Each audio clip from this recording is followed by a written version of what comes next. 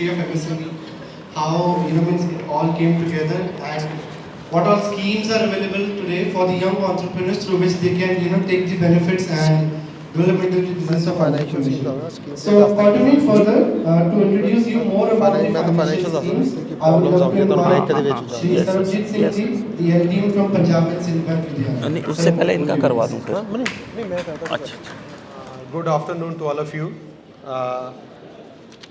Respected Director Dr. Abhishek Tripathi ji, Pro Vice Chancellor, City University, Shri Kundan Lal ji, MSME DI to, Upinder Singh, DIC to, Amit Sharma MD, और doctor Ati Priya ji, director planning and development, city university Ludhiana, और सभी students, मैं आपका बहुत आभारी हूँ और ये मेरा सौभाग्य है कि आपके बीच में आके आज आपसे बात करने का मौका मिला मेरे को।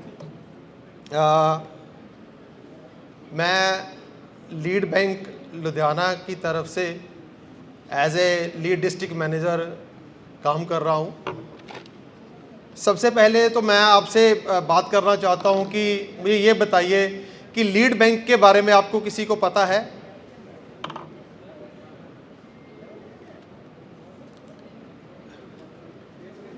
पता है जी लीड बैंक के बारे में? मैं आपको बताता हूँ कि इसमें जो भी स्टेट गवर्नमेंट की या सेंट्रल गवर्नमेंट की जितनी भी स्कीम्स हैं, हम उनको इम्प्लीमेंट करवाने के लिए ये काम करते हैं। तो जितनी भी जो डीआईसी की, जो एमएसएमई की जितनी भी स्कीम्स हैं, सर बैठे हुए हैं भूपिंदर जी, इनकी जितनी भी स्कीम्स हैं, जो PMEGP prime minister employment generation programme के जितने भी जो एप्लीकेशंस आती हैं वो बैंक के थ्रू आती हैं। और मैं आपसे ये बात करना चाहता हूँ कि जो हर्डल्स आती हैं हमें बैंक लोन लेने में, वो क्या क्या हैं? आप में से किसी ने बैंक में कभी विजिट किया बैंक लोन लेने के लिए? वो हाथ खड़ा कर सकता है? मैं आपको बताना चाहता हूं कि सबसे पहले जो जैसे डीआईसी की जो स्कीम्स हैं, पीएमईजीपी की, प्रॉब्लम आती कहाँ पे है?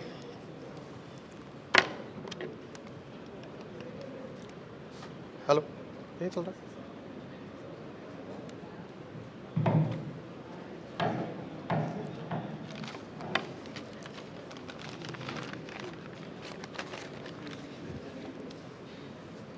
कि बैंक में जब भी हम लोन लेने के लिए जाते हैं, सबसे पहले बैंक मैनेजर पूछता है कि आपका प्रोजेक्ट रिपोर्ट क्या है।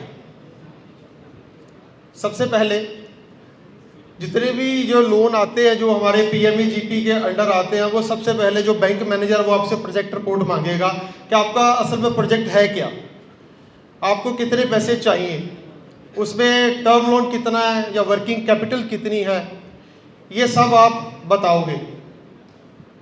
होता क्या है कि जब भी कोई लोन लेने के लिए जाते हैं तो उनको पता ही नहीं होता कि हमने लोन किस चीज़ का लेना और कितना हमारी कॉस्ट है। ये सबसे बड़ी प्रॉब्लम आती है और बैंक मैनेजर उसको रिफ्यूज़ कर देता है क्योंकि उसको अपने प्रोजेक्ट के बारे में पता ही नहीं होता। जैसे सर्विस सेक्टर में अभी 20 लाख तक का लोन है और मैन्युफैक्चरिंग में 50 लाख तक का लोन है, जिसमें सब्सिडीज़ बहुत अच्छी हैं, 35% तक सब्सिडीज़ हैं, जिसके बारे में अभी भूपिंदर जी हमें बताएंगे कि इसमें क्या क्या है।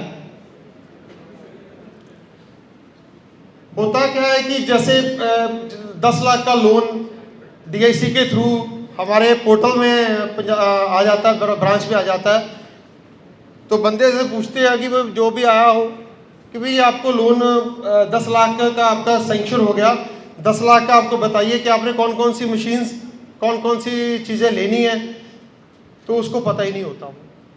और बैंक मैनेजर तभी उसी बात पे उसको रिफ्यूज़ कर देता है कि आपको अपने प्रोजेक्ट के बारे में नहीं पता। इसमें कई चीज़ें हैं, जो आपको मैं बताना चाहता हूँ कि जैसे आपकी सिबिल रिपोर्ट अच्छी होनी चाहिए, कि जो फंड डाइवर्शन है वो फंड डाइवर्ट नहीं होना चाहिए, किसी और काम में नहीं लगना चाहिए।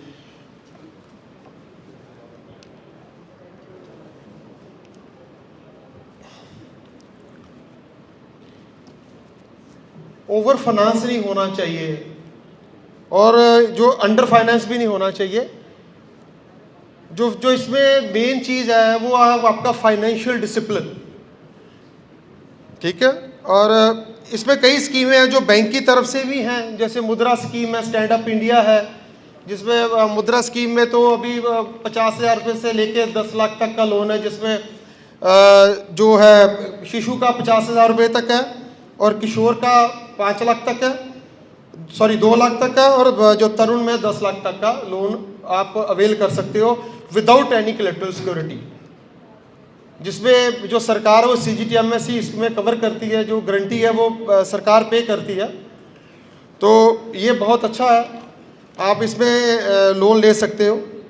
तो सबसे ज़रूरी बात यह है कि जब भी आपने कोई लोन अप्लाई करना है वो अपने सर्विस एरिया में करना है। अगर आप सर्विस एरिया में आप करोगे तो आपके लिए ज़्यादा आसान हो जाएगा वो लोन लेना, नहीं तो अदरवाइज़ वो बैंक वाले ही इसको रिफ्यूज़ कर देते हैं।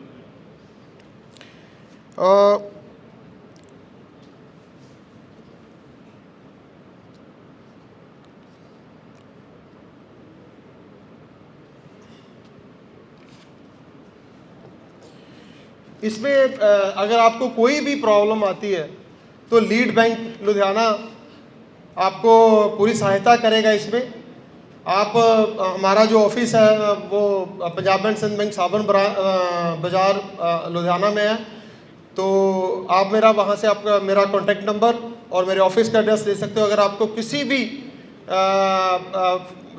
एडवांस लेने में अगर कहीं भी प्रॉब्लम आती है तो आप मेरे से बेहिचक वो आप मेरे को कॉल कीजिए। अगर आपका कोई सवाल है तो उसका मैं जवाब देने के लिए रेडी हूँ।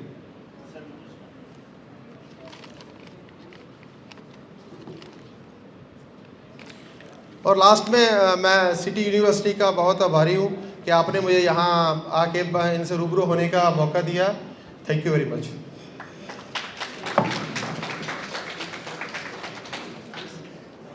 Moving on, I'd like to invite Shri Balvinder Singh Ji, the Functional Manager from DIC Ludhiana, to address the gathering about the schemes of state government. I'd like to thank Dr. Abhishek Tripathi ji and Atipriya ji and हमारे जो दूसरे को departments हैं, MSME department के doctor Kundan Lal ji and Sarabjit ji LDMs for providing this opportunity to all of you. मेरा नाम Bhupinder Singh, I am from DIC office, district industry centre Ludhiana. हमारा department actually करता क्या है, जो भी स्टेट गवर्नमेंट और सेंटर गवर्नमेंट की जितनी भी सब्सिडाइज स्कीम्स आती हैं इंडस्ट्री के रिलेटेड, उस सबको हम ना इम्प्लीमेंट करते हैं और फैसिलिटेट करते हैं दूसरे डिपार्टमेंट्स के साथ। यहाँ पे आज जैसे कुंदन लाल जी ने और LDM साहब ने बताया है आपको for PMEGP, that is prime minister employment generation programme. इस स्कीम के थ्रू आपको फाइनेंशियल असिस्टेंट मिलती है फॉर मैन्युफैक्चरिंग सेक्टर के लिए 50 लाख तक और सर्विस सेक्टर के लिए 20 लाख तक। इसमें बहुत ही सिंपल डॉक्यूमेंटेशन है। इसमें आपको चाहिए क्या, आधार कार्ड, फ़ोटो, पैन कार्ड और project report. Project report is a must. आप बहुत सारे आपका एक सब्जेक्ट होगा प्रोजेक्ट मैनेजमेंट, उसमें आपने एक प्रोजेक्ट रिपोर्ट का भी पढ़ा होगा, तो project report is a must. तो उसमें आपने बताना है कि आपके जो भी आपने मैन्युफैक्चरिंग या सर्विस सेक्टर में काम करना है, क्या मशीनरी लगनी है, उसकी कॉस्ट क्या है, वो कितने की है और कितनी मशीनरी यूज़ होनी है, तो वो सारी डिटेल्स आएंगी। और ईयरली एक्सपेंसेस इसके अलावा आपके क्या क्या होंगे उसकी एक प्रोजेक्शन आएगी, इसीलिए इसको प्रोजेक्ट रिपोर्ट बोला जाता है।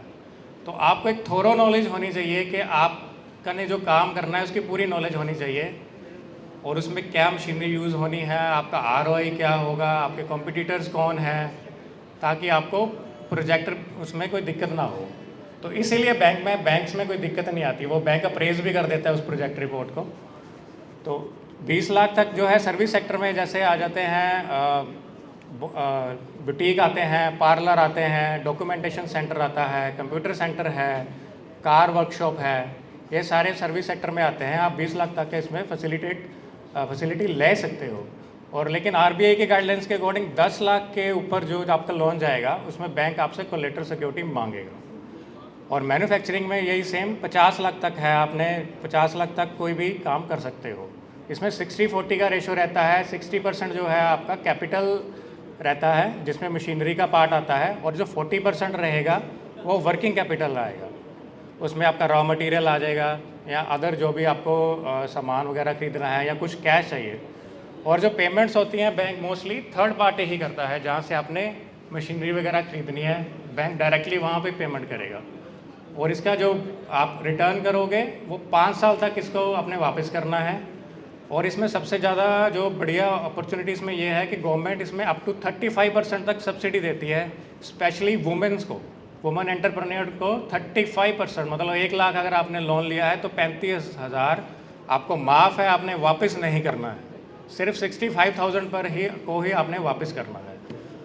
और इसमें आप मिनिमम 3 साल तक आपको चलाना पड़ेगा ये लोन। और ये कंप्लीट होने के बाद आप 1 करोड़ तक का लोन, जो सेकेंडरी लोन बोलते हैं, वो आप अवेल कर सकते हो। तो इसमें अगर मैं सब्सिडी का पार्ट बता दूं, अर्बन एरिया में लगाते हो और जनरल कैटेगरी में हो तो 15% सब्सिडी मिलेगी। और अगर यही जनरल कैटेगरी और रूरल एरिया में लगाते हो तो 25%। अगर कोई SC-BC कैटेगरी से बिलोंग करते हो तो 35% तक कैटेगरी सब्सिडी मिल जाएगी आपको। और वुमेन एंटरप्रेन्योर को भी 35% तक। हमारे जो सबसे ज़्यादा लोन होते हैं मोस्टली सर्विस सेक्टर में, लड़कियों को बहुत अच्छी अपॉर्चुनिटी है जो भी अपना फैशन के रिलेटेड या बुटीक और पार्लर के रिलेटेड खोलना चाहते हैं। तो अभी रिसेंटली एक दोराहा में हमारा बहुत ही सक्सेसफुल प्रोजेक्ट रहा है जिसमें एक बुटीक खोला है उन्होंने। तो उनकी sale I think up to 2 crore plus हो गई है। तो उनको गवर्नमेंट ऑफ पंजाब ने सम्मानित भी किया है।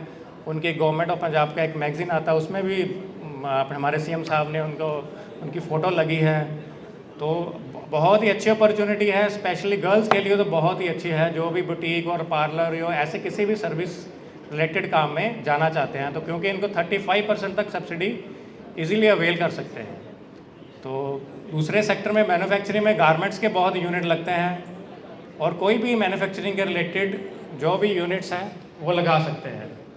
इसी के रिगार्डिंग ही ये वेबसाइट है, आप नोट कर सकते हो, kviconline.gov.in। इस वेबसाइट पे जाके PMEGP का लिंक आएगा, तो उस पर आप बहुत ही सिंपल 1 पेजर फॉर्म है, उस पर आपका ID बनेगा। सर सेल्फ जनरेशन हो जाएगा, ID भी आपका, पासवर्ड आ जाएगा, और उसमें आप सारी इन्फॉर्मेशन भर दोगे। एक ही पेज का फॉर्म है। प्रोजेक्ट रिपोर्ट इसमें मस्ट है जैसे मैंने पहले बताया। तो और कोई भी क्वेरीज हो तो आप मेरा नंबर ले सकते हैं, मैं अतिप्रिय जी के पास अपना नंबर छोड़ दूंगा। तो और वेबसाइट पे भी जाके सारी डिटेल प्रोजेक्ट रिपोर्ट्स हैं, जो सैम्पल रिपोर्ट्स हैं वो अवेलेबल हैं। या आप हमारे ऑफिस विज़िट कर सकते हो। DIC का ऑफिस मिलरगंज लुधियाना में है। तो और कोई क्वेरीज हो तो उसके लिए आप मोस्ट वेलकम है। तो please sir, so I am very thankful again. Thank you so much sir. Sir ने स्कीम बताई है, भूपिंदर सिंह जी ने, PMEGP prime minister employment generation programme. आपको साइट बताइए kviconline.gov.in। जब इसको लॉगिन करेंगे तो इसमें एक PMEGP मैंने तो 2 वे रखना है, मेरे को तो ये चाहिए, पहले इनको थोड़ा सा वो करें, क्या कर रहे हैं ना। आपको शो हो जाएगा, उसको आप क्लिक कीजिए। तो जैसा सर ने बताया सिंगल पेज का फॉर्म है, एक साइड में फॉर्म होगा और एक साइड में इंस्ट्रक्शंस होंगी। आधार से इसको लिंक किया गया है, आधार नंबर उसमें आपने डालना होगा। किसी का आधार नहीं है तो आधार इनरोलमेंट नंबर होगा, जिसने आधार के लिए अप्लाई किया है वो नंबर उसमें डालना होता है। और एजेंसी सेलेक्ट करनी होती है। सर आप एजेंसी के बारे में जैसे सर ने बताया होगा, आप रूरल एरिया में अगर काम करना चाहते हैं तो आप KVIC और KVIP को भी सेलेक्ट कर सकते हैं। लेकिन अगर आपने DIC सेलेक्ट करना है तो वो दोनों के लिए कर सकते हैं। अर्बन एरिया और रूरल एरिया के दोनों के लिए DIC एजेंसी की ऑप्शन आपको वहीं आएगी सिलेक्शन की, जब आप फॉर्म फिलअप करेंगे। तो बच्चों ये बहुत अच्छी स्कीम है, इसका बेनिफिट लीजिए। एरिया वाइज और कैटेगरी वाइज इसमें 15% से लेकर के और 35% तक सब्सिडी है। स्पेशली वुमेन के लिए ये बहुत ही अट्रैक्टिव स्कीम बनाई गई है, इसका बेनिफिट लीजिए। और जैसा कि सर ने बताया था, सरजीत सिंह जी ने, कि एक जिले के अंदर एक ही अग्रणी बैंक होता है, लीड बैंक, और वो है लुधियाने का है, पंजाब एंड सिंध बैंक। तो आप इनका बेनिफिट लीजिए कि कोई भी अगर पीएमईजीपी के लिए भी स्कीम अगर मूव होगी तो अग्रणी बैंक के थ्रू मूव होगी। चाहे वो किसी भी बैंक को आप सेलेक्ट करते हैं, चाहे आप एसबीआई लेते हैं, चाहे आप पीएनबी लेते हैं, चाहे यूको बैंक लेते हैं, किसी बैंक को अगर आप सेलेक्ट करते हैं, ऑप्ट करते हैं, तो आपकी जो एप्लीकेशन है वो अग्रणी बैंक के थ्रू मूव होगी। अगर आप सर का नंबर नोट कर लेना जरूर है कि अगर आपको कोई प्रॉब्लम आती है इन फ्यूचर इस स्कीम में, तो आप सर के साथ कांटेक्ट कर सकते हैं। और जब सर ने बताया ना कि आपको एक आईडी मिल जाएगी, जब आप सबमिट करेंगे तो आप अपनी एप्लीकेशन का उस आईडी से स्टेटस चेक कर सकते हैं कि आपकी जो एप्लीकेशन है उसका क्या स्टेटस है, वो डिस्ट्रिक्ट इंडस्ट्री सेंटर में है या आगे बैंक को फॉरवर्ड कर दी गई है। एक चीज सर और मैं आपको बताना चाहता हूँ, इस स्कीम में अगर आप को ऑप्शन आएगी जब फॉर्म फिलअप करेंगे कि have you gone EDP training और नॉट, अगर आप नहीं ट्रेनिंग की है तो नो लिख देंगे, और नो लिखेंगे तो आपका ये डीआईसी से रेफर हो जाएगा बैंक को, और बैंक से अगर आपका सैंक्शन हो जाता है लोन तो आपको डिसबर्समेंट तब तक नहीं होगा जब तक आप एंटरप्रेन्योरशिप डेवलपमेंट ट्रेनिंग का सर्टिफिकेट नहीं सबमिट कर देते किसी भी बैंक। जिस बैंक से आपको लोन होगा वो सर्टिफिकेट इज मस्ट। तो जो ट्रेनिंग्स मैंने आपको बताई हैं, ईडीपी, ईएसटीपी, अगर ये आप किए हुए हैं तो आपको वो ट्रेनिंग के लिए एग्जम्पशन मिल जाएगी। अगर नहीं किए तो आपको बाद में करनी पड़ेगी, और वो लीड बैंक को आप कांटेक्ट करेंगे या आप डीआईसी को कांटेक्ट करेंगे, वही आपको ट्रेनिंग भी करा करके देंगे। और यदि आपने किया हुआ है तो उसमें आप यस लिखेंगे, और कहां से किया हुआ है ये वो भी आगे उसमें होगा, वो भी इंफॉर्मेशन आपको फिल करेंगे। तो बच्चों ये बहुत अच्छी स्कीम है, आप लोगों को यहाँ पर ये सारी स्कीम आज एक्सप्लेन की जा रही है, तो उनका आप बेनिफिट लीजिए, साइट नोट कर लीजिए, कॉन्टैक्ट नंबर नोट कर लीजिए ऑफिसर्स के, जिससे कि आप इन फ्यूचर उनका बेनिफिट ले सकें। Thank you. Thank you so much, sir.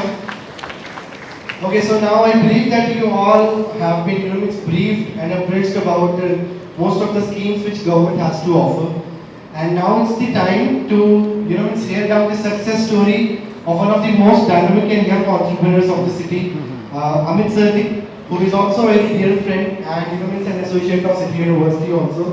He is the MD for Vast Linkers, who is the facilitator for MSME, and he's been helping out a lot of MSMEs out there. So we are very fortunate to have him over here. And he has one, special request. Let's keep this session interactive. So whatever queries you have, whatever doubts you have the opportunity to interact with the speakers over here. So I'll hand over the stage to Amit sir for now. Thank you. बड़ा slow हुआ है, क्या हुआ है? आप लोगों को information आज आप समझ पा रहे हैं कि आपके पास कौन आया है? मैं आपको सबसे पहले ये बताना चाहूँगा कि अभी अतिप्रिय सर ने मेरे बारे में थोड़ा बताया कि यंग एंटरप्रेन्योर हैं, वर्किंग कर रहे हैं। तो हमारी सक्सेस के पीछे जिनका हाथ है उसमें से कुंदन लाल जी मिनिस्ट्री ऑफ एमएसएमई से, फाइनेंस से, डीआईसी डिपार्टमेंट से भूपिंदर जी, वो सब यहाँ पे आए हैं। तो मैं आप सबसे यही कहना चाहूँगा कि जो आज आपने सुना है उसको अच्छे से अंडरस्टैंड कीजिए और उसका बेनिफिट लीजिए। So let's go back to the major agenda of this meeting. थोड़ा सा स्टार्टिंग में आई विल ब्रीफ आउट कि हमारी वास्ट लिंकर प्राइवेट लिमिटेड जो फर्म है वो उसका क्या बेसिक प्रोफाइल है और कैसे हम लोग काम कर रहे हैं। Basically this is a group of companies जिसमें Vast Linkers private limited, Vast Linkers, star SME services, ये 3 डिवीजन्स हैं जिसके अंदर हम काम कर रहे हैं। और 2015 में हमने स्टार्ट किया था। विद इन 8 ईयर्स हम 3000 प्लस एमएसएमईज को पंजाब में जो है गवर्नमेंट की different schemes, compliances, certifications, tenders, उस सब का बेनिफिट करवा चुके हैं। हम लोग majorly awareness for government scheme, government tenders, compliances, ये डिफरेंट हमारे सेगमेंट्स है, पेमेंट रिकवरी उसके अंदर हम डील कर रहे हैं। ये पंजाब की जो वेरियस इंडस्ट्रियल एसोसिएशंस हैं उसके साथ हम काम कर रहे हैं।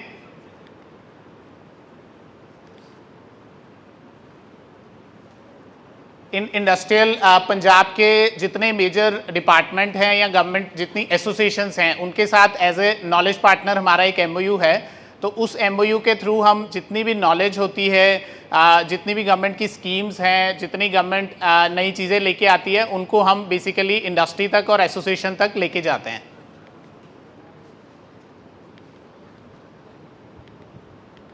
ये कुछ अवार्ड्स एंड अचीवमेंट्स आज तक जो वास्ट लिंकर प्राइवेट लिमिटेड ने ली हैं। सबसे पहला अवार्ड हमें 2017 में, जहाँ पे आप देख रहे होंगे कुंदन लाल जी इज़ ऑल्सो प्रेजेंट देयर, क्योंकि हमारी सक्सेस जर्नी में मिनिस्ट्री ऑफ MSME का कुंदन लाल जी का बहुत बड़ा कंट्रीब्यूशन है। मैक ऑटो के अंदर एक रिकॉग्निशन हमें दी गई थी फॉर द कोऑर्डिनेशन और सपोर्ट टू MSMEs। उसके बाद there is a association called Punjab sweets association. LPU Ramesh Mittal ji इसके चेयरमैन हैं। जितने भी स्वीट्स के यूनिट हैं, जैसे आप लुधियाना की बात करें, लायलपुर, शरमंजान, सरताज, जितनी स्वीट शॉप्स हैं सब इनके मेंबर्स हैं। तो उनके लिए हम as a KPO knowledge partner organisation की तरह काम कर रहे हैं। There is another association called PSAIMA, Punjab state agriculture implement association.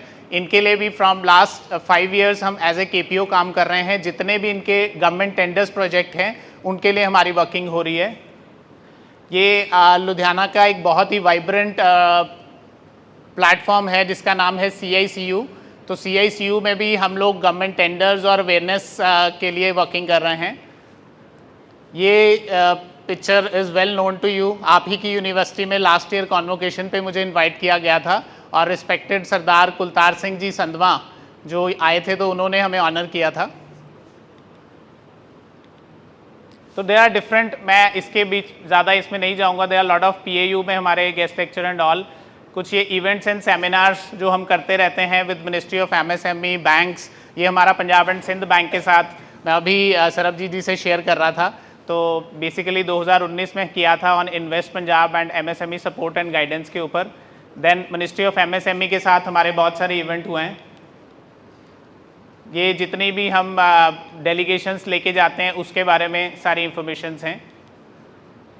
बहुत सारे management interns from different universities हमारे पास आके ट्रेनिंग्स भी करते हैं एंड दे विल इंक्वायर कि कैसे वो जो है बेनिफिट ले सकते हैं, कैसे उनको प्रैक्टिकल एक्सपोजर मिलता है। तो ये आप देख सकते हैं कि एक बसंत आइसक्रीम, बसंत के बारे में हम सब जानते हैं, हम सब उसकी आइसक्रीम खाते भी हैं ऑन अ डेली बेसिस। तो वहाँ पे हमने एक प्लांट विज़िट करवाया था, इंडस्ट्रियल विज़िट जो हुई थी बसंत में। ये मिनिस्ट्री ऑफ MSME के ऑफिस में एक विज़िट हुई थी। चलिए अभी आते हैं मेन टॉपिक पे। अभी मिस्टर अतिप्रिय ने बात किया कि मेरे को आपकी तरफ से एक 2 वे कम्युनिकेशन चाहिए। सबसे पहले तो मैं ये अंडरस्टैंड करना चाहूँगा कि यहाँ पे MBA स्ट्रीम से कितने बच्चे हैं। From MBA please raise your hand जिन्होंने जो MBA कर रहे हैं। और आप में से कुछ बच्चे पहले मुझे ये बताइए कि आपका स्ट्रीम क्या है। आप मार्केटिंग में हैं, फाइनेंस में हैं, क्या आपका स्पेशलाइजेशन क्या है? मार्केटिंग। कितने मार्केटिंग वाले हैं, कितने फाइनेंस वाले हैं? मार्केटिंग वाले हाथ कीजिए प्लीज़। Sales, marketing, okay. 2 बच्चे मार्केटिंग में हैं, बाकी सब all finance, okay. Apart from that other courses में BBA की बात करें या टेक्नोलॉजीज़ की बात करें, BBA की भी यहाँ पे स्ट्रेंथ है कोई? BBA में okay, you all are there, rest is from the other technologies and all उसके हैं, ठीक है। तो मैं सबसे पहले आपसे ही जानना चाहूँगा, आप एंटरप्रेन्योरशिप के बारे में बहुत सुनते हैं, हम न्यूज़ में भी बात करते हैं रोज़ की एंटरप्रेन्योरशिप होना चाहिए। अभी सर ने एक बहुत अच्छी बात बोली कि हमें जॉब सीकर नहीं बनना, जॉब क्रिएटर बनना है। लेकिन एंटरप्रेन्योरशिप है क्या? तो मुझे आप में से कोई पर्सन उठ के ये बता सकता है कि उसकी लैंग्वेज में, अगर हम एक लेमन लैंग्वेज में बात करें, व्हाट इज़ एंटरप्रेन्योरशिप? कोई भी एक बच्चा जो इंटरेक्ट करके थोड़ा इसके बारे में बताना चाहे। क्योंकि मैं पहले भी एक चीज़ नोट कर रहा था कि जब भी कोई इंटरेक्शन हो रही थी from the department, from working, सब लोगों के माइंड में आइडियाज़ थे। आई सॉ 2 ऑफ देम, तो वो एक दूसरे को कह रहे हैं तू बोल दे, तू बोल दे। सबसे पहले यही स्किल हमें अपने अंदर से ना वो डर निकालना है। अगर आपको लाइफ में सक्सेसफुल होना है तो ये वाला डर आपको आगे नहीं बढ़ने देगा। ये मैं आज ही आपको लिख के बता रहा हूँ, क्योंकि हमारे अंदर ना तो वो कॉन्फिडेंस डेवलप होगा कि हम लोगों के सामने बात कर पाएँ, ना आप प्रेजेंटेशंस कर पाओगे। जिस भी कंपनी में चाहे आप जॉब करो, चाहे आप अपना बिजनेस करो, आपको presentation is very very very important. So I again request to all of you कि ये जो डर निकालिए। मैं आप ही के जैसा हूँ, आज से 15 साल पहले मैंने भी आपके जैसे ही MBA की थी, ठीक है, और ऐसे ही आपके ऊपर सीट पे बैठे थे, लेकिन हमारे अंदर वो एक फायर थी कि हमें कुछ करना है। तो मैं ये चाहूँगा कि आप भी अपनी फायर दिखाइए और ये जो क्वेश्चन है उसका बेसिक कोई जवाब दीजिए। बिकॉज मुझे वन वे कम्युनिकेशन करके कभी भी मज़ा नहीं आता है, बिकॉज उसमें क्या होगा कि हम आपको अंडरस्टैंड ही नहीं कर पाएंगे कि आपकी प्रॉब्लम्स क्या हैं। तो कोई भी पर्सन जो एंटरप्रेन्योरशिप के बारे में बताना चाहे, चलो लेट्स सी। एंटरप्रेन्योरशिप आपको सबको ही पता है कि जॉब क्रिएटर बनना है। गूगल की लैंग्वेज में हमने लिख दिया process of developing, organising, running a new business to generate profit while taking the financial risk. अपना बिजनेस शुरू करना, फाइनेंशियल रिस्क के ऊपर बिजनेस प्रॉफिट लेके आना, ये सारा एंटरप्रेन्योरशिप और बिजनेस जो फ्रेटर्निटी है उसका पार्ट है।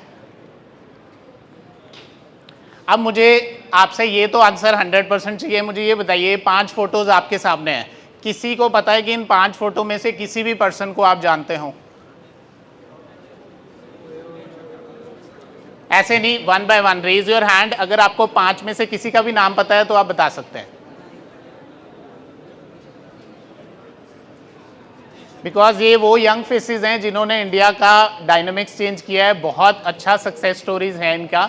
तो आप, कई लोग तो ये कर रहे हैं अभी फ़ोटो खींच के गूगल में डाल के देख लेंगे, लेकिन जस्ट किसी ने नाम 2-3 अच्छे लिए हैं, please raise your hand and let me know कि ये कौन है और बेसिकली किस कंपनी से हैं। 2-3 नाम मेरे तक पहुंचे हैं, वो सही हैं। मैं आपको फिर कहूँगा, raise your hand and try to give कि आपका जो नाम है वो ठीक है, लेकिन बस उठिए, बोलिए और इंटरेक्ट कीजिए। लो माई please please please hand over the mic.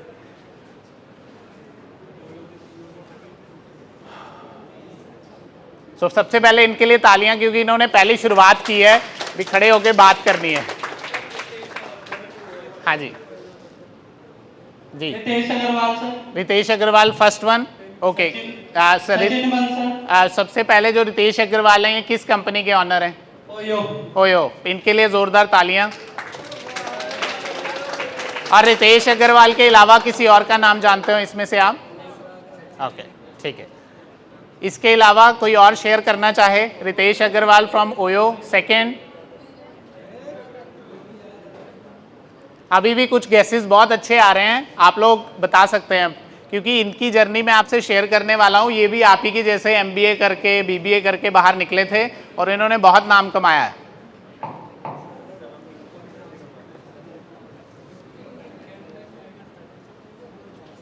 तो चलिए मैं आपको थोड़ा इन सब के बारे में आइडिया दे देता हूँ। ये 5 वो यंग एंटरप्रेन्योर्स ऑफ इंडिया हैं जिन्होंने अपनी अपनी इंडस्ट्री के अंदर बहुत नाम कमाया है और जिन्होंने हमारी उस इंडस्ट्री की डेफिनेशन को चेंज किया है। Now I will give you the answers. सबसे पहले थे रितेश अग्रवाल फ्रॉम ओयो। आप सब जानते हैं आजकल होटल इंडस्ट्री में ये राज कर रहे हैं। ओयो का हर रूम्स जहाँ भी अवेलेबिलिटी है वो कितनी कम कॉस्ट में आप तक अवेलेबिलिटी है। Second is Bhavesh Agarwal, Ola cabs. आज डेली रूटीन में जब भी आपने कहीं पे जाना है तो आपको कैब की ज़रूरत पड़ती है, सबसे पहले हम ओला उबर निकाल के वहाँ पे काम करते हैं। Third one is Vijay Shekhar Sharma, Paytm. इनको भी आप डेली बेसिस पे यहाँ पे हर पर्सन के मोबाइल में पेटीएम का ऐप होगा। आप रोज़ उनके साथ कोई डिजिटल पेमेंट करनी है, कोई ट्रांजैक्शंस करनी है, वो आप कर रहे हैं। Fourth one is Byju's Raveendran. Byju's के बारे में भी आपने सुना है। तो बायजूस बेसिकली क्या कर रहा है, कोई बताना चाहे? कोई भी stand, raise your hand and please communicate. आप बोल रहे थे प्लीज। तो आप जनरली जानते हैं बायजूस बेसिकली स्टडीज़ करवाता है और आज की डेट में जो ऑनलाइन प्लेटफॉर्म के थ्रू स्टूडेंट्स को कैसे आगे लेके जाना है उसके ऊपर काम कर रहा है। और दीपिंदर गोयल जोमैटो, ये इनको तो मेरे हिसाब से कोई भी नहीं होगा जो जोमैटो को नहीं जानता है। बिकॉज आज की डेट में जितना काम बाकी चीज़ों में नहीं होता, जोमेटो को तो हर बंदा यूटिलाइज कर रहा है। सो ये मेरा दिखाने का आपको क्या पर्पस है, इन सब का फेस और इन सब का नाम सिर्फ दिखाने का यही पर्पस है। इन सब की age, they all are youngster, अपनी लाइफ के कोई 30 का है, कोई 35 का है, कोई 37 का है। आज आप समझ सकते हैं इन सब के नाम वो हैं, इनकी कंपनी का वो नेम है कि इन्होंने अपना लाइफ में, किसी की 5000 करोड़ टर्नओवर है, किसी की 2000 करोड़ है, किसी की 1000 करोड़ है, तो एक लेवल अचीव किया है। वो कैसे किया है, अब उसके ऊपर बात करते हैं। इनके अंदर ना कुछ ऐसी स्किल और ऐसी फायर थी जो बाकियों में मिसिंग रहती है। अब हम उस स्किल के बारे में बात करेंगे। सबसे पहले स्किल क्या आती है कि अगर आपको एक यंग एंटरप्रेन्योर बनना है तो आपके अंदर प्लानिंग स्किल होनी चाहिए। प्लानिंग स्किल का मतलब क्या लिखा है, today, how and goal, written down your goals. तो सबसे पहले आपको ये डिसाइड करना चाहिए कि आपका गोल क्या है, बेसिकली क्या गोल है और उसका रोड मैप क्या है। तो सबसे पहले आप मुझे ये बताइए कि आप में से कितने बंदों ने अपना अपना गोल डिसाइड कर लिया है। उसमें आपको खड़े होके नहीं बताना, जस्ट रेज योर हैंड कि मेरा गोल क्लियर है, मेरे को ये बनना है और उसके लिए मुझे ये भी पता है कि मेरा रोड मैप क्या है। रेज योर हैंड कि इतने बंदों को गोल क्लियर है। यस, मेरे को, कोई कह रहा है मुझे टीचर बनना है, किसी को है इंजीनियरिंग में मुझे ये करना है, कोई कह रहा है एंटरप्रेन्योरशिप है। तो आपको अपने गोल्स क्लियर हैं? तो अगर नहीं है तो मैं आपको सबसे पहली चीज़ यही गाइड करना चाहूँगा कि सबसे पहले घर जाके आज आपने अपनी डायरी पे, अपने वहाँ पे एक नोटिस बोर्ड लगा लीजिए। वहाँ पे लिखना है कि आपने ज़िंदगी में क्या करना है। अगर आप उसको अपने सामने लिख लेंगे, आई विल गारंटी यू कि within some time, within specific time चीज़ें आपकी तरफ बढ़ना शुरू हो जाएंगी। क्योंकि जितने भी ये यंग एंटरप्रेन्योर्स थे, ये लोग ऐसी स्किल रखते थे कि इनको ये क्लियर था कि इन्होंने करना क्या है। बहुत बार क्या होता है कि हमें क्लियर ना होने की वजह से हम उस ट्रैक पे चले जाते हैं जिसमें हम लोग डिल्यूट हो जाते हैं या डिवर्ट हो जाते हैं। तो घर जाके आज सबने अपना अपना गोल डिसाइड करना है। आप इतना तो प्रॉमिस कर सकते हैं मेरे से? गुड। तो आई वांट कि घर जाके अपना गोल डिसाइड कीजिए और सिर्फ गोल नहीं डिसाइड करना, नीचे एक और लाइन लिखी है, road map to achieve that goal step by step. Step by step ये देखना है कि उस गोल को कैसे अचीव करना है और उसका एक टाइम भी डिसाइड करना है। ये नहीं कह देना कि मुझे एक 100 करोड़ की कंपनी बनानी है, लेकिन 100 करोड़ की कंपनी कब तक बनानी है, कैसे बनानी है, क्या स्टेप्स रहेंगे, वो सारी चीज़ें आपको लिखनी है। Second is organizing skills. सबसे पहले आ रही है टाइम मैनेजमेंट। टाइम मैनेजमेंट की बात करें तो जब मैंने MBA की, हमारा एक टाइम शेड्यूल होता था कि दिन में इतना टाइम हम अपनी GK को देंगे, इतना टाइम हम अपने प्रोजेक्ट्स को देंगे, इतना टाइम हम अपनी न्यू लर्निंग्स को देंगे। तो उस अकॉर्डिंग क्या आपने भी अपने शेड्यूल में कोई ऐसा डे प्लान बनाया हुआ है? नहीं बनाया है? तो मैं आपको ये रिक्वेस्ट भी करूंगा, गाइड भी करना चाहूँगा, जब तक आपका डे प्लान पॉजिटिव नहीं है तब तक वो एंटरप्रेन्योरशिप या कोई भी आप माइंडसेट लेके चलेंगे वो चीज़ें आप अचीव नहीं कर पाएंगे। आपके अंदर EDP होना चाहिए, that is called effective day plan. तो डिसाइड कीजिए और जो है टाइम मैनेजमेंट जो करना उसको शुरू कीजिए। उसके बाद आती है टीम मैनेजमेंट। क्या आपके कॉलेज में ऐसे कोई इवेंट्स होते हैं जहाँ पे आपस में आप टीम बन के कुछ परफॉर्म करते हैं? होते हैं। तो उसमें बेसिकली कोई बताना चाहेगा कोई अभी लेटेस्ट इवेंट हुआ हो आपके कॉलेज में जिसमें आपने एज ए टीम काम किया हो? कोई भी पर्सन, जस्ट आप मेरे से बिल्कुल भी घबराइए मत, मैं कोई आपको हार्ड एंड फास्ट क्वेश्चन नहीं पूछना चाहता, मैं जस्ट आपसे इंटरेक्ट करना चाहता हूँ ताकि ये जो कॉन्वर्जेसन है इसका एक्चुअल आउटपुट निकल पाए। ठीक है, तो मुझे लास्ट कोई भी एक्टिविटी बता दीजिए अपने कॉलेज की। एनीवन फ्रॉम यू कि हमने फेस्टिवल में हिस्सा लिया, हम 5 लोग थे, हमने ये काम किया, जस्ट उसके बारे में ही आपने बताना है।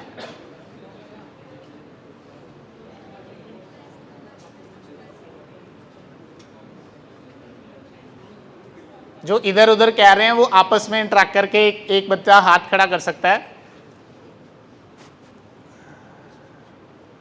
तो तो मेरा कहने का कंसर्न यही है कि टीम बिल्डिंग में सबसे इंपॉर्टेंट है, आज आप सोचोगे यार हमारे अंदर टीम मैनेजमेंट स्किल्स कैसे आएंगी, वो ऐसे आएंगी जब आप कॉलेज में कोई भी काम करोगे, चाहे आप फेस्टिवल में हिस्सा ले रहे हो, चाहे कोई क्विज़ का कंपटीशन कर रहे हो या अपनी कोई पीपीटी प्रेजेंटेशन कर रहे हो, तो उसमें एज ए टीम वर्क कैसे लेके आना है, टीम को कैसे हैंडल करना है, ये एंटरप्रेन्योरशिप में बहुत इंपॉर्टेंट हो जाता है। Then finance management again a important part. फिर आ जाती है एचआर मैनेजमेंट स्किल। अगर जो भी एंटरप्रेन्योरशिप आज तक बंदे बिजनेसमैन ग्रो हुए हैं उनके पास ये बहुत अच्छी स्किल थी, दैट इज़ कॉल्ड एचआर। मतलब लोगों को कैसे चलाना है, कैसे उनसे वो चीज़ें ड्राइव करनी है और कैसे वो चीज़ें उन तक डिलीवर करनी है। और नीचे आई थिंक एक डेलीगेशन स्किल में लिखा है right job right person right results. सही बंदे को सही जगह डेलीगेट करके उन्होंने सक्सेस जो है वो लिया है। तो ये स्किल भी आपके अंदर होनी चाहिए। लोगों को कहाँ से रिक्रूट करना है, कैसे उनको ट्रेन करना है, कैसे उनकी ट्रेनिंग करवाने के बाद रिपोर्टिंग लेनी है, कैसे उनसे काम निकलवाना है। क्योंकि सक्सेसफुल वही है जो करवा सकता है, जो सक्सेसफुल वो नहीं है जो खुद कर सकता है। तो आपके पास वो डेलीगेशन, वो एचआर, वो कम्युनिकेशन स्किल्स होनी चाहिए कि आपकी टीम मोटिवेटेड रहे और जो आप डिज़ायर्ड रिजल्ट्स उनसे चाह रहे हैं वो जो है वो अचीव कर पाएँ। Then supervising skills, again supervision इसलिए इम्पॉर्टेंट है, कई बार क्या होता है कि हम अपने टीम मेंबर को ऐसी कोई टारगेट दे देते हैं विच इज़ नॉट रियलिस्टिक। तो टाइम टू टाइम सुपरवाइज करके आप ये देख सकते हैं कि weather he is on the right track और नॉट। और ये एक बहुत बड़ा फिलॉसफी है, आपने कई जगह पढ़ा भी होगा। कोई बंदा इसके बारे में जानता हो, डोंट एक्ट, क्या लिखा हुआ है बताओ, कोई पढ़ के ही सुना दो, और तो नहीं ट्रैक कर रहे, लिखा क्या है बोल के बता दो, क्या लिखा है? हाँ, डोंट थिंक दे एक्ट। इसका मकसद क्या है, जितने भी अच्छे एंटरप्रेन्योरशिप थे वो कभी भी सोचने में टाइम वेस्ट नहीं करते थे, वो प्लानिंग करते थे, उसके बाद एग्जीक्यूशन करते थे। आप लोग जनरली, मैं आपको बता देता हूँ, जब हम आपकी एज में होते हैं ख्याली पुलाव बहुत बनते हैं, ये कर लेंगे वो कर लेंगे, ये वाला आइडिया आ गया वो वाला आइडिया आ गया, बट जब एग्जीक्यूशन की बात आती है, जब डूइंग की बात आती है, तब हम लोग पीछे हट जाते हैं। क्यों? मन में डर होता है, ऐसे ना हो जाए, वैसे ना हो जाए, ये ना हो जाए, वो ना हो जाए। ये मन में आप सबको डर होता है, यार ये वाला बिजनेस शुरू कर लूँगा तो पता नहीं आगे जाके मैं फेल ही ना हो जाऊँ, ऐसे ही कितने मेरे ऊपर लोन ही ना आ जाए। ये सब डर आपके अंदर होंगे। लेकिन मैं आपको बताऊं, जितने भी सक्सेस हुए हैं उन्होंने बहुत छोटे से शुरुआत की है। ये जितने बड़े नाम बने हैं इन्होंने बहुत छोटे से शुरुआत की है, इन्होंने रिस्क लिया है, इन्होंने अपनी लाइफ में वो सारी स्किल सेट को अर्न किया है। इसमें सबसे पहला नाम जो हमारी इंडस्ट्री में बहुत रिस्पेक्ट से लिया जाता है, धीरू भाई अंबानी। उन्होंने जब अपना बिजनेस स्टार्ट किया था, भजिया सेलिंग, पहले भजिया बेचते थे वो, पेट्रोल पंप पे काम करते थे वो। तो आज रिलायंस कहाँ पे है आप सब जानते हैं। तो अगर वो पेट्रोल पंप से यहाँ तक पहुँच सकते हैं तो क्या आप लोग नहीं पहुँच सकते? आप लोग भी पहुँच सकते हैं। वह करना क्या है, अपने अंदर वो स्किल सेट, वो फायर, वो क्लैरिटी, वो रोड मैप, वो सारी चीज़ें आपको लानी पड़ेंगी। उसके बाद नेक्स्ट नाम क्या आ रहा है, नारायण मूर्ति। इनके बारे में भी बहुत सुना होगा, इन्फोसिस से हैं, ठीक है। इन्होंने जब अपनी कंपनी स्टार्ट की थी, अपनी वाइफ की ज्वेलरी सेल करके की थी। तो ऐसे इन लोगों की जर्नी शुरू हुई है, अपनी वाइफ की ज्वेलरी बेच के उन्होंने इन्फोसिस की शुरुआत की थी। नाउ इन्फोसिस का क्या लेवल है वो सब आप जानते हैं। तो यहाँ से स्टार्ट करके बिल्ड करके वो यहाँ तक लेके आए हैं। उसके बाद सुनील भारती मित्तल, सब जानते हैं इनके बारे में, है भी अपने पंजाब लुधियाना, बड़ा नाम आता है इनका। इन्होंने, जी कोई बोलना चाहता था? तो सुनील भारती मित्तल एयरटेल और के ऑनर हैं। इन्होंने भी बहुत स्ट्रगल देख रहा है, KFC, लॉट ऑफ एग्जांपल्स। और जितने भी ये बंदे हैं ना, इनके अंदर ये एक बहुत बढ़िया क्वालिटी होती है, that is called laser sharp focus. Focus बड़ा क्लियर है कि अपने को करना क्या है। एक ना अंदर जुनून है उनके अंदर, यार मेरे को ना यार 500 करोड़ जाना है तो जाना है, मुझे नहीं पता कैसे जाना है, बट मेरा फोकस क्लियर है, 500 करोड़ जाना है, ये स्टेप्स हैं और मैं दिन रात मेहनत करूँगा, but I want to achieve that level. ये फायर, ये स्किल सेट, ये फोकस उनके अंदर होता है। तो अपने अंदर वो फोकस क्रिएट कीजिए मैं आपको ये भी एक बता दूं, अभी नहीं तो कभी नहीं, मैं सीरियसली बता रहा हूँ। अगर MBA के बाद भी नहीं सोचोगे ना, फिर काम ख़राब है। मैं आपको आज ही प्रैक्टिकल बता के जा रहा हूँ, शायद कोई नहीं बताता है कि आपको लगता होगा बाहर बड़ा रोज़ी पिक्चर है कि आप जाओगे, डिग्री दोगे, जॉब्स मिल जाएंगी। जॉब्स ऐसे नहीं मिलती हैं। जॉब्स के लिए आपको परफॉर्म करना पड़ता है। वहाँ पे उनको स्किल सेट वाले बंदे चाहिए, जिनके अंदर स्पेशल स्किल्स हैं, जिनके अंदर प्रेजेंटेशन स्किल्स हैं, जिनके फोकस क्लियर हैं। जो ये मैं बात कर रहा हूँ, अगर आपने, मैं कहता हूँ, बिजनेस शुरू करना है या जॉब करनी है, दोनों जगह आपको स्किल सेट बहुत इंपॉर्टेंट है। तो अगर माइंड में ये सोच के बैठे हो ना, डिग्री के बाद सब बढ़िया बढ़िया, और ये चीज़ें अभी हम आपके अंदर वो भी नहीं आ रहा कि हम बात ही कर पाएँ, तो वो चीज़ें आपको आने वाले टाइम में सफ़र करवाएंगी। So I request you, on behalf of city university and all the dignitary, मैं आज आपको एक suggestion as a brother, as a wellwisher देना चाहूँगा कि आप में से जितने भी बंदे हैं अपने अंदर वो छोटे छोटे चेंजेस लेके आइए, ताकि आप आने वाले टाइम में जो चाहते हैं उसको अचीव कर सकें।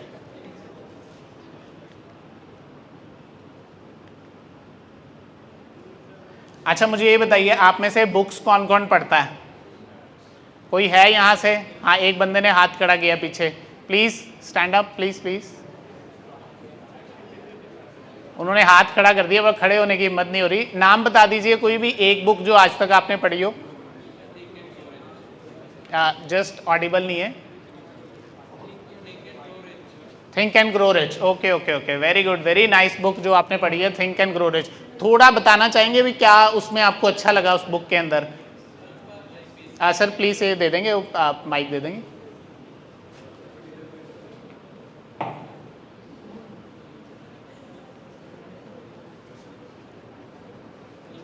हाँ जी प्लीज। सर उस बुक का एक्चुअली बेसिक आइडिया अभी इधर आ जाइए, इधर आइए। पहले तो तालियां भाई, बंदा उठ के आया यहाँ तक है।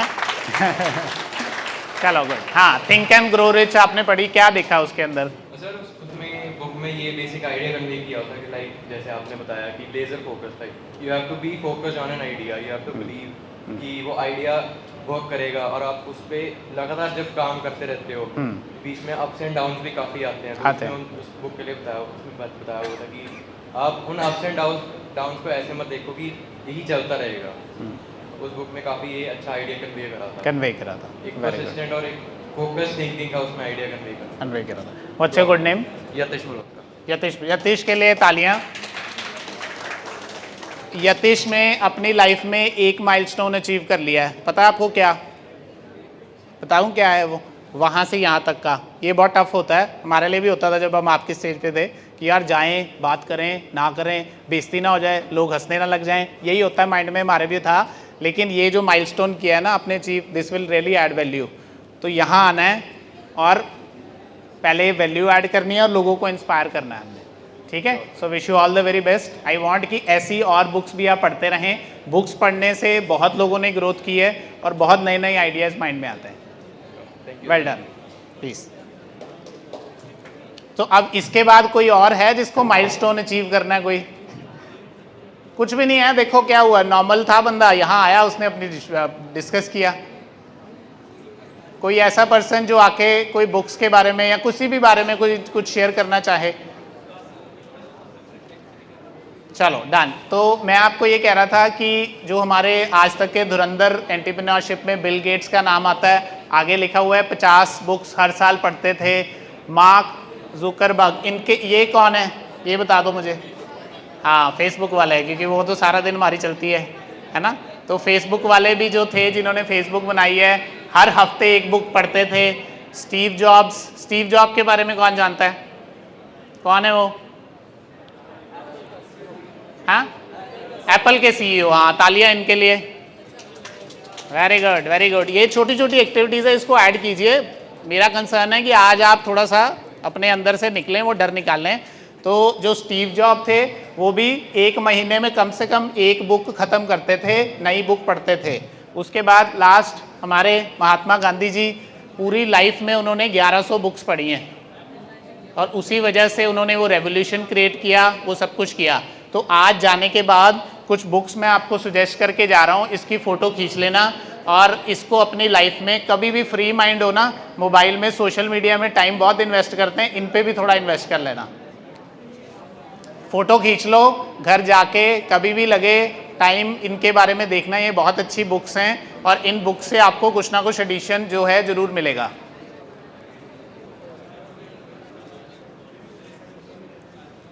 तो आप में से कौन प्रॉमिस करता है कि घर अब थोड़ी सी ये वाली हैबिट आप अचीव करोगे, बुक्स पढ़ने वाली, कुछ नया सोचने वाली?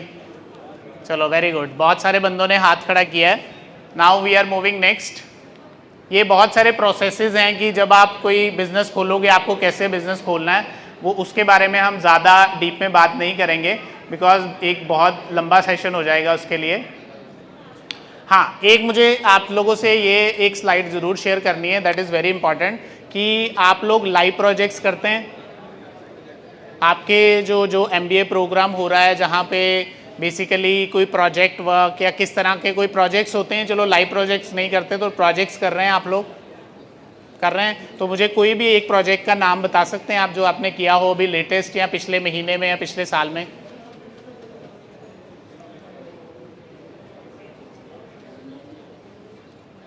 कोई भी प्रोजेक्ट अपने MBA में BBA में जो आपने किया हो, कोई तो याद होगा एक आधा। फ्रेशर है मतलब MBA शुरू किया है अभी? ओके, अच्छा BBA शुरू किया। MBA वाले भी तो बैठे थे यहाँ पे, MBA वाले भी फ्रेशर हैं अभी? अच्छा, ये भी फ्रेशर ही है, ओके ओके ओके डन। तो MBA या BBA में या किसी भी स्ट्रीम में आपने कोई प्रोजेक्ट वर्क किया है अभी? देखो, मैं प्रोजेक्ट की आपको ना सबसे बढ़िया एग्जांपल दे देता हूँ अपनी लाइफ से। ये जो वास्ट लिंकर प्राइवेट लिमिटेड जो हमने फर्म शुरू की थी, ये मेरा MBA का ही प्रोजेक्ट था।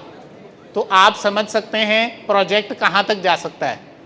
वास्ट लिंकर प्राइवेट लिमिटेड जब स्टार्ट हुई थी, मैंने अपनी MBA में एक प्रोजेक्ट किया था जिसका नाम था to set a small scale company with the help of government schemes. उसी में ही मैंने गवर्नमेंट स्कीम्स की नॉलेज ली, उसी में ही मैं DIC डिपार्टमेंट गया, MSME गया, मुझे पता लगा ये डिपार्टमेंट है, ये काम करते हैं, और उसके बाद ही जॉब के बाद मैंने ये स्ट्रक्चर स्टार्ट किया। तो एक प्रोजेक्ट आपको कहाँ लेके जा सकता है आप इमेजिन भी नहीं कर सकते। तो मैं आपको यही रिक्वेस्ट करूँगा, MBA में जितना प्रोजेक्ट वर्क हो सकता है कीजिए, और प्रोजेक्ट को वो वाला काम नहीं करना, कट कॉपी वो काम नहीं करना। मैं क्यों कह रहा हूँ, अपने आप से धोखा कर रहे हो, कोई फ़ायदा नहीं है। जब तक खुद नहीं एनालिसिस करोगे, चीज़ों को पढ़ोगे नहीं, आने वाले टाइम में उसका कोई वैल्यू नहीं है। और जब आपको एंटरप्रेन्योरशिप में जाना है या जॉब में जाना है, हर टाइम आपसे प्रोजेक्ट्स के बारे में बात की जाती है। जब आपकी इंटरव्यू भी होती है, सबसे पहला क्वेश्चन ये होता है आपने कौन से प्रोजेक्ट किए, और आप इसमें से मुझे ये बता दीजिए आपकी लर्निंग्स क्या हैं, आपकी फाइंडिंग्स क्या हैं। तो जिस बंदे ने तो वो कट कॉपी पेस्ट CCP कर लिया, उसका तो फिर आपको पता है आंसर भी वैसे ही होंगे। जिसने खुद प्रैक्टिकल मार्केट में जाके किया है, उसके आंसर डिफरेंट होंगे। सो आई रिक्वेस्ट कि आप जो है वो प्रोजेक्ट्स को प्रॉपरली कीजिए ताकि आप इन चीज़ों से आगे बढ़ पाएँ। उसके बाद समर इंटर्नशिप ट्रेनिंग हुई है अभी तक किसी की? यहाँ पे सिप हुई है किसी की? तो जब आपकी आने वाली जो समर इंटर्नशिप ट्रेनिंग होती है, अप्रॉक्सीमेट 45 to 60 डेज़ का प्रोसेस है, मैं आपसे ये रिक्वेस्ट करूँगा जो सेल्स वाले बंदे हैं वो सेल्स की ट्रेनिंग प्रॉपर लें, डरना नहीं है। सेल्स वालों के माइंड में, मार्केटिंग वाले कितने हैं आप? मार्केटिंग, और सबसे बढ़िया बात है गर्ल्स ने ली हुई है। इन गर्ल्स के लिए तालियां, बिकॉज सेल्स मार्केटिंग में जनरली गर्ल्स ये कह देती हैं कि हमें, ठीक है। तो ये जो आपने इनिशिएटिव लिया है दैट इज़ वेरी गुड, लेकिन आपने करना क्या है, जो आपकी समर इंटर्नशिप ट्रेनिंग है उसको बहुत अच्छे से करना है, प्रैक्टिकली करना है। अब आप मेरी बात समझ गए ना, हमने घर वालों को नहीं बोलना पापा मेरी ट्रेनिंग लगवा दो, वो काम नहीं करना, ठीक है। किसी भी कंपनी में जाना है, अच्छे से वो ट्रेनिंग करनी है, जो टारगेट्स वहाँ पे मिलेंगे उसको बेस्ट वे से अचीव करना है। उसके लिए अपने कॉलेज की हेल्प लो, अपने सराउंडिंग्स की हेल्प लो, लेकिन उन चीज़ों को प्रैक्टिकली करना। As I did my internship in Vardhaman and one of the good insurance company called LIC। तो मैंने क्या किया, मैंने जाके इंश्योरेंस सेल की। मेरे फादर मुझे कह रहे थे कि यार मैं करवा देता हूँ इसकी उसकी, मैंने कहा ना, मेरे को ना एक बार जाने दो मार्केट, धक्के खाएंगे अकल तभी आएगी। तो 10 जगह गए, रिजेक्शन आई, लेकिन बहुत चीज़ें पता लगी भी यार ऐसे रिजेक्शन आती है, ये मेरे गैप्स हैं, ऐसे चीज़ों को फुलफिल करना है, ठीक है। तो जो भी समर इंटर्नशिप आपकी होगी, आई रिक्वेस्ट कि उसको प्रॉपर वे से करें ताकि MBA का एक्चुअल जो है तभी आपको बेनिफिट मिलेगा। उसके अलावा GDs वगैरह होती हैं, GDs होती हैं आपके यहाँ पे, तो GDs के ऊपर भी ज़रूर काम कीजिए। Industrial visit, EDP, contact planning, ये MSME के बारे में तो कुंदन लाल जी ने बहुत ही अच्छे वे से आपको समझा दिया। बाकी अगर आपको कोई भी फॉर्म शुरू करनी है, मैं आपको ये बता देता हूँ, इसकी भी आप पिक्चर ले सकते हैं कि आपको क्या क्या डॉक्यूमेंट्स रिक्वायर्ड होते हैं to set up a small scale company. आपको GST का सर्टिफिकेट चाहिए, MSME उद्यम रजिस्ट्रेशन चाहिए, factory licence, fire, current account चाहिए, ROC, पोल्यूशन, CLU, ESI। तो ये वो डॉक्यूमेंट हैं जिसके बिना फॉर्म शुरू नहीं होती, ठीक है। तो एज पर द रिक्वायरमेंट जो है आप इन सब चीज़ों से वर्क शुरू कर सकते हैं।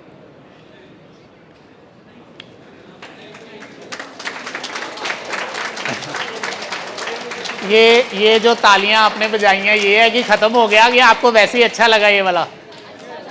हाँ, सो मैं दिल से आपका वेलविशर हूँ, आप ही की यहाँ से यहाँ तक पहुँचे हैं। मैं सिर्फ आपको यही कह के जाऊँगा कि अपने लाइफस्टाइल को अभी से चेंज कर लो, आने वाला टाइम बहुत बढ़िया है, बहुत अपॉर्चुनिटी आने वाली है इंडिया में। इंडिया का आपको पता है ना कि किस लेवल पे अब कहते हैं 5 ट्रिलियन इस तरह की इकोनॉमी हम बना देंगे, तो उसमें बहुत अपॉर्चुनिटीज़ हैं, बस ये चेंज करना है, that is called mindset.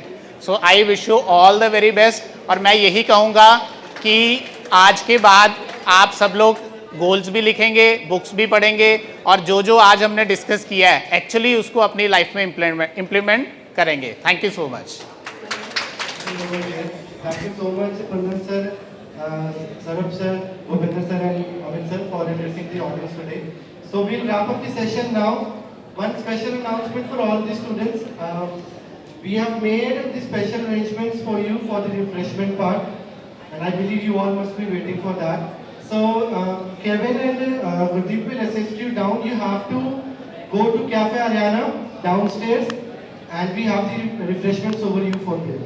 Thank you so much. Please move in line, and Kevin and Gurdeep will help you out. Thank you so much.